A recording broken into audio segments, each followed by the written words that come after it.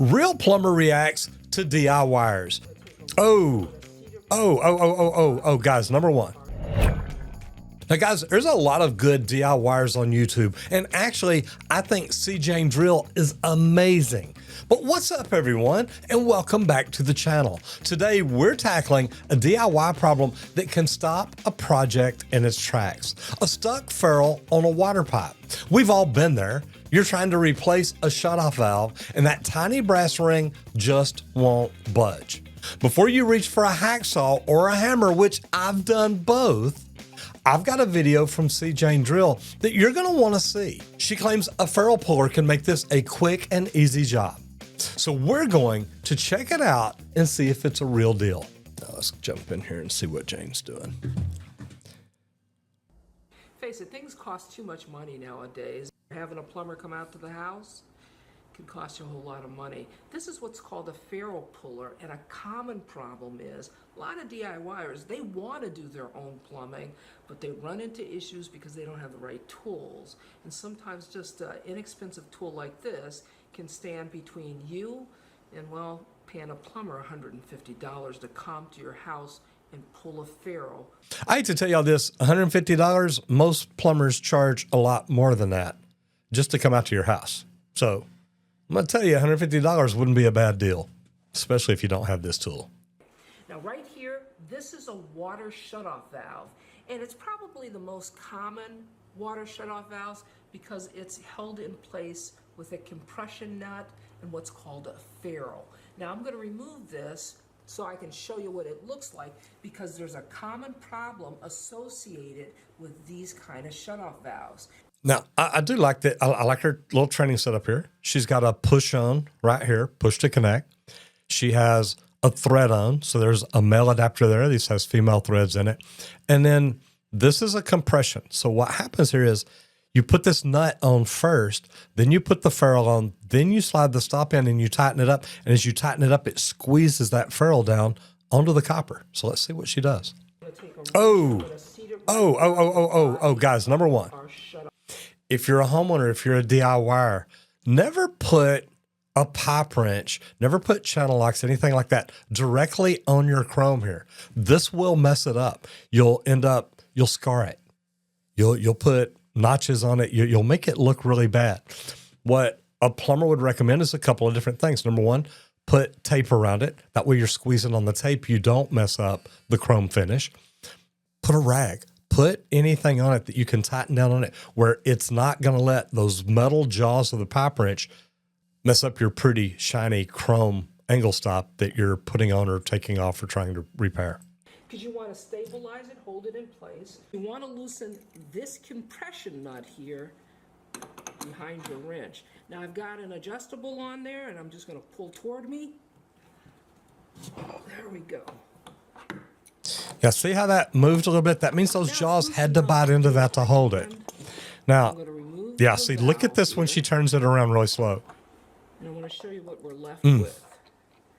This right here, that brass ring, there's your ferrule pipe, it's really clamped on really tight because that ferrule there is what creates a watertight seal, so you don't get any leaks with your shutoff valve.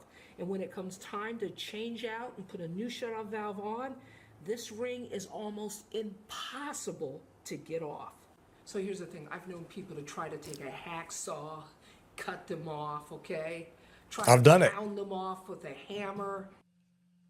No, the hammer doesn't work as well. You've got to have a lot of room behind it to really get the leverage. But I have seen some plumbers take a crescent wrench, squeeze it down on the copper, not tight, just enough that it would not slide past that ferrule, and then take a hammer and tap it off. I've seen that done.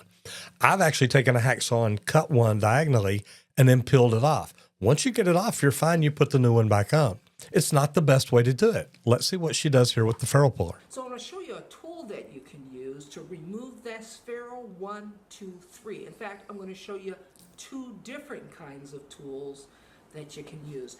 Now my favorite is this tool right here because it makes pretty quick work of removing a stuck ferrule. So let me show you how this little tool works. You take it and you insert it over the pipe.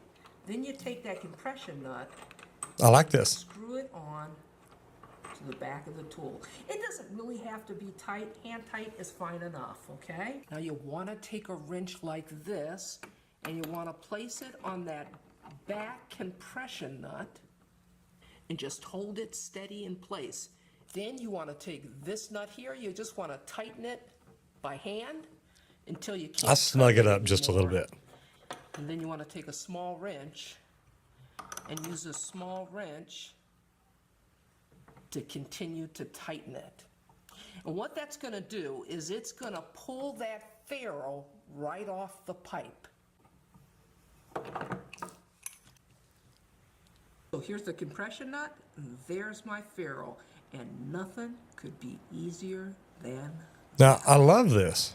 Now I said I'd show you a second ferrule puller, and here it is. And as you can see, it's a little bulky and it can be awkward to use, but Great it's way to do it. readily available to you than the first one I showed you. But I'll tell you what, it not only pulls ferrules, but it pulls sleeves as well. But I'm going to show you how it works as a ferrule puller. Now, this works also, and it works well, but this is really a handle puller.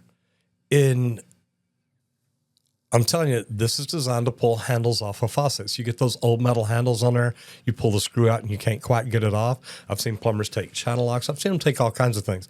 But this is really a handle puller, but it can work for this. And I know because I've used it. So it's a two-part tool for the ferrule. It's this that you insert in the pipe, and this is what helps pull the ferrule out. Don't pay any attention to these awkward arms there. That's for another function for pulling sleeves. So what you do is you take this and you insert it in the pipe. Now you see this thing that looks like a nail head? We're going to Our insert handles. that right in the center. Now you take that compression nut, you want to thread it onto the tool. Okay, once you got it threaded on and tight like that there, what you want to do is you want to hold on to the body of the tool here, and then you want to take this and you want to push away from you. And what that is going to do is it's going to back that ferrule off the pipe.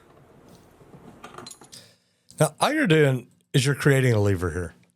Okay, this threaded piece here is pushing inside the pipe and making that brass piece on the outside pull back out. Well, you've attached that nut to it, so it's actually sliding the ferrule up to the tip of the pipe where it'll come off. And look, I've done this a different way with this tool, or a tool similar to it. Mine did not have the ferrule adapter. I've literally taken a washer, put on the end, put that up against it, and then squeezed that behind that ferrule and held onto it tight and was able to pull it off. So there's different things that you can do, and they make some other ferrule pullers. They make some that literally just clip on, grab behind the ferrule, tighten it up, and then you start squeezing it. Man, some of these, if that brass is tight, you're not going to get it off very good. I've tried that in the video before too. And guys, look, I love what Leah does. Leah teaches you how to fix your stuff at home. I think she's phenomenal. I've actually met her in person. Leah Bolden is an amazing woman. I've actually been on one of her podcasts before. She teaches you how to do good things. Now, plumbers, if you have ever run into this, what is your ferrule puller of choice? What ferrule puller do you have in your toolbox, or do you even have one? Because I know a lot of plumbers that say, hey, look, if I come to change out a valve right here, I'm going to leave the ferrule in the nut and just screw the new valve on. Me, I like to pull it and replace everything. If you're a plumber, tell me what you use. If you're a DIYer and you've ever run into this problem, how did you resolve it? And if you're a homeowner, is this something that you think you do at home? I'd love to hear your comments below. And guys, if you like this video, I definitely think you're going to like that one.